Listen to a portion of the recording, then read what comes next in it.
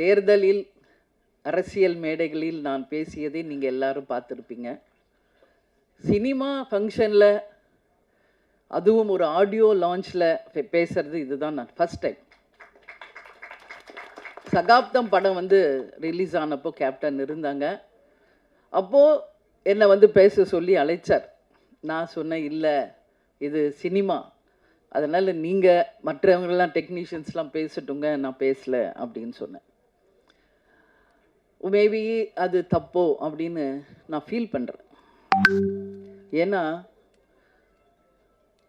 Captain ஒரு அம்மாவா நீ அவனை ஸ்டேஜில் நீ வாழ்த்தணும் அப்படின்னு கேப்டன் சொன்னார். அன்றைக்கி சரி சினிமா ஃபங்க்ஷனில் நம்ம எதுக்கு பேசணும் அப்படின்னு நினச்சேன். பட் நான் இன்னைக்கு சொல்கிறேன், சண்முக பாண்டியன் அம்மாவை மட்டும் கிடையாது, உங்கள் அன்பு சகோதரியாக கேப்டன் பெற்றெடுத்த சண்முக பாண்டியனை இனிமேல் உங்களிடம் நான் ஒப்படைக்கிறேன். பத்திரிகை நண்பர்களிடமும் தமிழக மக்களிடமும் நான் சினிமா துறையை சேர்ந்த அனைவரிடமும் அவரை நான் ஒப்படைக்கிறேன். எல்லாரும் பேசுவாங்க, நிறைய நான் பார்த்துருக்கேன். கேப்டன் கூட 33 வருஷம் வாழ்ந்திருக்கேன்.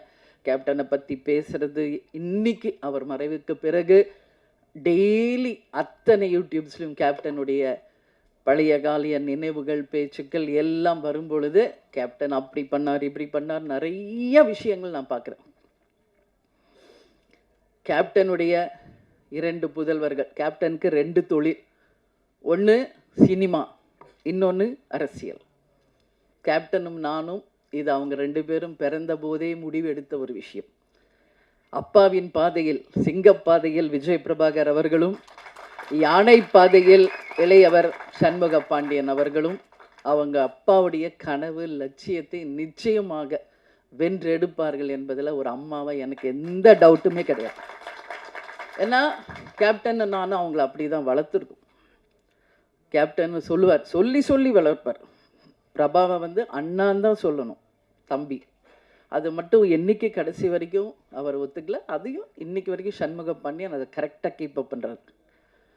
ஏன்னா அந்த பாண்டிங், அந்த ரெஸ்பெக்ட், அது இருந்தால் தான் நம்ம வாழ்க்கையில் ஒற்றுமையாக பல சாதனைகளை செய்ய முடியும் என்பதில் கேப்டன் உறுதியாக இருந்தார். அதையே பிள்ளைகளுக்கும் நாங்கள் சொல்லி கொடுத்து அவங்கள வளர்த்துருக்கோம்.